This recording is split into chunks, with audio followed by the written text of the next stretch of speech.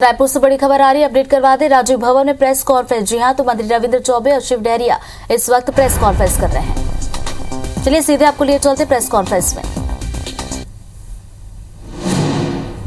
क्या बात है, कब सिखाएंगे? अरे क्या बात है।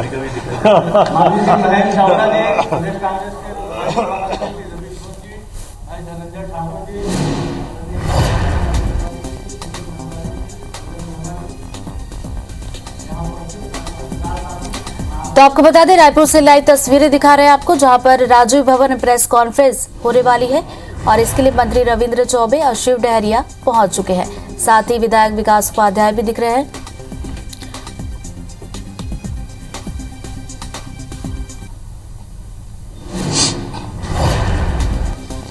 हमारे बहुत ही आदरणीय urban development minister doctor Dahariya ji, हमारे बहुत ही सम्मानित साथी विकास जी, आदरणीय शुक्ला जी, छाबड़ा जी, रवि भाई, पूरी मीडिया की टीम और सभी सम्मानित पत्रकार मित्रों, मकर संक्रांति के पूर्व दिवस पे हम सब लोग बैठे हैं। मैं आप सबको बहुत शुभकामनाएं और बधाई देता हूँ। हाँ, लोहड़ी की भी बहुत बधाई। क्या बात है, कुछ तिल्ली उल्ली नहीं मंगाया? सबको खिलाओ।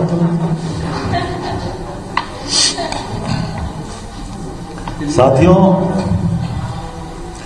अभी 2-3 दिन से मीडिया में और समूचे छत्तीसगढ़ में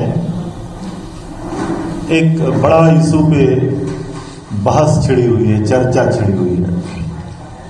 कोरोना काल से लगभग 3 साल की इस हुकूमत में 1.5-2 साल कोरोना में निकल गया, देश में भी निकल गया और पूरे हिंदुस्तान ने देखा कि कितने लोगों के रोजी रोटी और रोजगार देश में छीन लिया गया। पिछले कोरोना 2 में हम सब लोगों ने देखा कि रोजगार के अभाव में शहरों से कितने पलायन हुए और घर वापसी के दौरान कितने मजदूरों की सड़कों में मौत हुई। लेकिन दुर्भाग्य, भारतीय जनता पार्टी के किसी नेता ने इस पे कोई बात नहीं कही। दुर्भाग्य इससे भी ज्यादा कि आदरणीय प्रधानमंत्री जी, वो देश के प्रधानमंत्री हैं, वो उनके नाते मैं उनका बहुत सम्मान करता हूं, आदरणीय नरेंद्र भाई दामोदर दास मोदी, लेकिन रोजगार के अभाव में जो मौत हुई उसके बारे में एक शब्द भी मीडिया के माध्यम से सहानुभूति के इस देश ने उनसे नहीं सुना। उसके बाद भी छत्तीसगढ़ के रोजगार के बारे में पूर्व मुख्यमंत्री सम्माननीय डॉक्टर रमन सिंह जी ने ट्वीट किया था, कुछ टिप्पणी की थी, वही लगातार बहस का मुद्दा बना हुआ है। आदरणीय साथियों,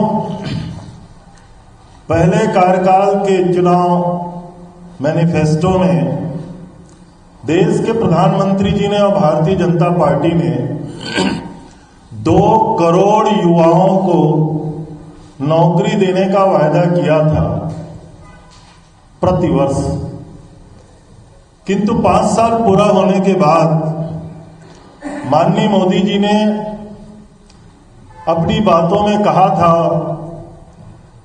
उस 2 करोड़ की गिनती में ऑटोमोबाइल सेक्टर में 4 व्हील ट्रक और छोटी गाड़ियों की बिक्री का जिक्र करते हुए कहा था कि एक गाड़ियों में 2-2, 3-3 लोगों को नौकरी मिली है, उसको रोजगार मिला है, उसको भी जोड़ करके वो 2 करोड़ बनाने की कोशिश किए थे।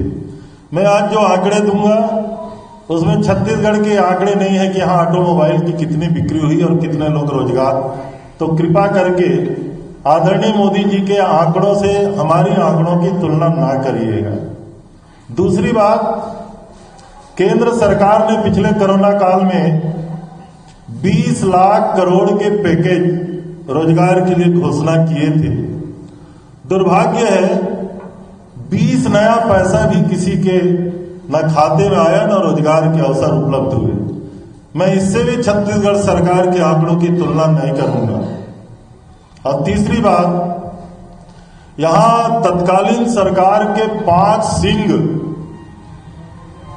विक्रम सिंह, शिवराज सिंह, अमन सिंह, रमन सिंह, अब सिंहों का नाम तो आप लोग जानते हैं, टेक्सास गए थे, अमेरिका। अब 5 सिंह वहां से लौटने के बाद छत्तीसगढ़ में इन्वेस्टर मीट किए थे नई राजधानी में। 4.25 लाख करोड़ के एमओयू में साइन किया गया था और कहा गया था कि 5 लाख लोगों को सीधी नौकरी छत्तीसगढ़ में दिया जाएगा। लेकिन दुर्भाग्य 4.25 लाख करोड़ में 4.25 पैसे का भी इन्वेस्टमेंट छत्तीसगढ़ में नहीं आया और एक भी आदमी की रोजगार के बारे में उक्त सरकार ने कोई टिप्पणी नहीं की, ना डॉक्टर रमन सिंह ने टिप्पणी की। मैं अभी जो आंकड़े दूंगा उसको भी उन आंकड़ों से तुलना मत करिएगा जो भारतीय जनता पार्टी की मैं 3 प्रकार की बातें आपसे कही। छत्तीसगढ़ में कोरोना काल में भी हम लोगों ने लोगों को जो नौकरियां दी, रोजगार के अवसर उपलब्ध कराए और स्वरोजगार को उपलब्ध कराए, ये कुछ आंकड़े। इसकी शुरुआत हुई थी, मैं सबसे पहले तो उनको रमन सिंह जी को बधाई भी देता हूं कि उन्होंने इस बहस की शुरुआत की। इसकी शुरुआत हुई थी centre for monitoring Indian economy CMIE के ताजे आंकड़े जो जारी हुए उसमें कहा गया कि छत्तीसगढ़ में बेरोजगारी का दर 2.1%, जबकि हिंदुस्तान में ये दर 7.9%। अब कोरोना काल में भी अगर छत्तीसगढ़ के लिए CMIE के द्वारा अगर ये आंकड़े दिए जाते हैं तो निश्चित रूप से ये छत्तीसगढ़ के लिए गौरव की बात है। सारे हिंदुस्तान के कुछ छोटे राज्य जो प्रगतिशील राज्य कहलाते हैं उनको अगर छोड़ दें तो हम लोग पूरे देश में 4थे नंबर पे, और उन राज्यों को अगर छोड़ दें तो छत्तीसगढ़ पहले नंबर पे। ये तो इस सरकार के लिए प्रशंसा की बात है ना। तो इसी पे आदरणीय डॉक्टर रमन सिंह जी ने ट्वीट किया और दुर्भाग्य से जब आंकड़े उनके पास पहुंचे तो उन्होंने इसको डिलीट भी किया। तो कल ही मैं प्रेस से चर्चा करते हुए कहा था कि डॉक्टर रमन सिंह जी को प्रदेश की जनता से माफी मांगनी चाहिए। वो 5 सिंहों की बात मैंने कहा, वो 4 सिंह तो छत्तीसगढ़ से गायब हो चुके हैं। ये एकमात्र सिंह कभी कभार अपने गाहे बगाहे उपस्थिति दर्ज कराते रहते हैं, इसलिए ऐसी बात उन्होंने कही थी। और बीजेपी की जब सरकार थी 18 में, हमारी सरकार बनने के पहले ये बेरोजगारी दर का आंकड़ा 22% था, 22%। अब उससे अगर अभी के आंकड़े कम हो गए तो आदरणीय डॉक्टर साहब को परेशानी नहीं होनी चाहिए। रोजगार, नौकरी और स्वरोजगार, ये 3 प्रकार की बातें हैं। नौकरी का आशय गवर्नमेंट के रेवेन्यू से सैलरी प्राप्त करना, उसमें कितने लोगों को अवसर मिला है। रोजगार का आशय सरकारी योजनाओं से कितने लोगों के लिए एम्प्लॉयमेंट जनरेशन हुआ है। और स्वरोजगार का आशय हमारी जो आजीविका मिशन SRLM, LRLM के तहत जो लोगों को हम काम देते हैं उसके तहत कितने लोगों को रोजगार मिला है। ये 3 अलग अलग प्रकार के आंकड़े हैं जिसको मैं आपके सामने रखना चाहता हूं। छत्तीसगढ़ में सबसे पहले अनुकंपा नियुक्ति की बात जिसकी चर्चा हो रही है, लगभग 3700 अनुकंपा नियुक्तियां दी गई हैं, जिसमें 3000 से अधिक तो केवल शिक्षा विभाग की।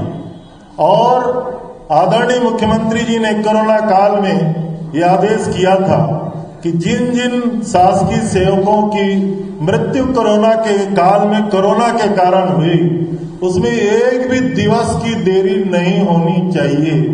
आज भी अगर कोई जानकारी आपके माध्यम से या किसी भी माध्यम से शासन या किसी भी विभाग को अगर आएगा कि कोरोना की मृत्यु के बाद अनुकंपा नियुक्ति का प्रकरण शेष है, तो मैं समझता हूं ऐसी कोई जानकारी न किसी के माध्यम से आ सकती है। तो ये सबसे पहली बात है जो ये कोरोना काल में हम लोगों ने लोगों की मदद की है। लगभग व्यावसायिक परीक्षा मंडल के माध्यम से 1100 से आसपास, पीएससी के माध्यम से 3000, टीचर्स की भर्ती 14,580, प्रोफेसर्स की भर्ती, सीएसईबी की भर्ती 3000, हेल्थ डिपार्टमेंट की भर्ती 4000 और चंदूलाल मेडिकल कॉलेज में 1000 विज्ञप्ति हो चुका है। पुलिस डिपार्टमेंट में बस्तर फाइटर सहित 8,292 इस प्रकार की नियुक्तियां जारी हुई हैं। इसको तो कोई भी देख सकता है। अगर वहां नियुक्तियां हुई हैं, हमने अगर इस प्रदेश में 4 नए जिले बनाए तो वहां नियुक्तियां हुई, कोई भी किसी को भी मालूम हो सकता है। हमने अगर प्रदेश में 5 नए संभाग अनुविभाग बनाए तो वहां जो नियुक्तियां की हैं, हमने 72 नई तहसीलों का गठन किया। अब एक तहसील में तहसीलदार तो नियुक्तियां पीएससी के माध्यम से होती है, लेकिन उसमें प्यून का काम है, डाटा एंट्री ऑपरेटर का काम है, उसमें चौकीदार का काम है, उसमें कई प्रकार के 4-4, 5-5, 6-6, 7-7 नियुक्तियां, 10 तक की नियुक्तियां होती हैं। 3 नियुक्तियों के आंकड़े को अगर आप जोड़ेंगे, छत्तीसगढ़ में हमने 172 स्वामी आत्मानंद अंग्रेजी माध्यम के स्कूल खोले हैं। वो शिक्षकों के पद डेपुटेशन से और संविदा की भर्ती की गई है, लेकिन एक एक स्कूल में तृतीय और चतुर्थ क्लास के 8-8, 10-10 लोगों की जो भर्तियां की गई हैं, अगर इसी को हिसाबेंगे तो 1000 से ज्यादा नौकरी केवल स्वामी आत्मानंद स्कूलों में हो सकती है। ये नियमित भर्तियां हैं। इसके अलावा लगभग 2,50,000 अनियमित भर्ती, जिसको प्लेसमेंट के बहाने भी के माध्यम से भी कह सकते हैं, इसकी भी सैलरी गवर्नमेंट के ट्रेजरी से जाती है। हम लोगों ने जो नियमितीकरण का काम किया है, अर्बन डेवलपमेंट में किया है, एजुकेशन में किया है, शिक्षा कर्मियों का किया है, उसमें लगभग 1.5 लाख लोगों की सीधी भर्ती हुई है। रेवेन्यू के जो राजस्व विभाग है, विभिन्न जिलों में जो हम लोगों ने पुनर्गठन और गठन किया है, उसमें 500 से अधिक की भर्तियां हम लोगों ने की है। ये सीधी नौकरियां 5 लाख के आंकड़े के आसपास जो कहा गया है उसके करीब है। मैं बिल्कुल आंकड़े में ये नहीं कहना चाह रहा हूं हमने 5 लाख किया तो 4,99,000 से कुछ ज्यादा या कम है, उसके करीब है। मैं उन आंकड़ों के बारे में भी इसीलिए पहले कहा कि भारतीय जनता पार्टी के कार्यकाल में रोजगार छीनने का जो काम हुआ और जो उन्होंने 2 करोड़ लोगों को रोजगार देने का काम किया, उससे तुलना नहीं करना है। कुछ आंकड़े कम या ज्यादा हो सकते हैं, जैसे मैंने अनुकंपा नियुक्ति के आंकड़े कहा 3,200, अगर मैंने कहा तो 3,100 या 3,300 हो सकता है, लेकिन आंकड़े इसके करीब है जो हम लोगों ने सीधी नियुक्तियां दी हैं। इसके अलावा रोजगार के जो काम होते हैं, सरकारी जो योजनाएं होती हैं, उसमें सबसे महत्वपूर्ण काम छत्तीसगढ़ को माइनर फॉरेस्ट प्रोड्यूस के कलेक्शन में केंद्र सरकार ने लगभग 25 पुरस्कार दिए। इससे हम लोगों ने जो तेंदू पत्ता संग्राहक और माइनर फॉरेस्ट प्रोड्यूस के संग्राहकों को अगर जोड़ दें तो सीधा जो रोजगार लोगों को मिला है, 14 लाख परिवार सीधे इससे जुड़ते हैं, जिसको सरकारी योजनाओं से सीधा लाभ मिला है। हमारी गोधन न्याय योजना की चर्चा सारे हिंदुस्तान में हो रही है। पार्लियामेंट की कई कमेटियों ने आके भी देखा है, कई गोठान में 8-8, 10-10 एसएचजी की महिलाओं की समितियां काम कर रही हैं, और टोटल वर्कफोर्स अगर महिलाओं की सेल्फ हेल्प ग्रुप की अगर आप जोड़ेंगे तो ये लगभग 80,000 के आसपास महिलाओं का ग्रुप होता है जो रोजगार से सीधे जुड़ चुके हैं। तो ये जो हमारे रोजगार के अवसर है, इससे मैं उनको नहीं जोड़ रहा हूं जो महात्मा गांधी रोजगार गारंटी योजना में सारे हिंदुस्तान में छत्तीसगढ़ 26 लाख मैन डेज मानव दिवस कायम करके 26 लाख मानव दिवस कायम करके छोटा राज्य होने के बावजूद सारे हिंदुस्तान में रोजगार देने में सबसे पहला नंबर था। उसको मैं नहीं जोड़ रहा हूं। ये वो आंकड़े हैं जो सीधे नए सृजन किए गए रोजगार है, वो तो मानव दिवस है। केंद्र सरकार के सपोर्ट से महात्मा गांधी रोजगार गारंटी योजना में राशि मिलती है, लेकिन उसको भी अगर हम 26 लाख गरीब मजदूरों तक जोड़े हैं तो अपने आप में ये छत्तीसगढ़ का निश्चित रूप से ये आंकड़े जो है वो हमारा गौरव बढ़ाती है। और तीसरा जो महत्वपूर्ण बात है, स्वरोजगार की योजनाएं, जैसा कि मैं पहले भी कह चुका हूं, हम लोगों ने छत्तीसगढ़ में आजीविका मिशन और कौशल प्रशिक्षण उन्नयन के तहत 39,000 से अधिक लोगों को इन 3 सालों में प्रशिक्षित किया है, 39,000, और उसमें से 21,000 से अधिक लोगों को सीधे रोजगार से जोड़ने का काम इस सरकार ने किया है। और शिव डहरिया की प्रेस कॉन्फ्रेंस।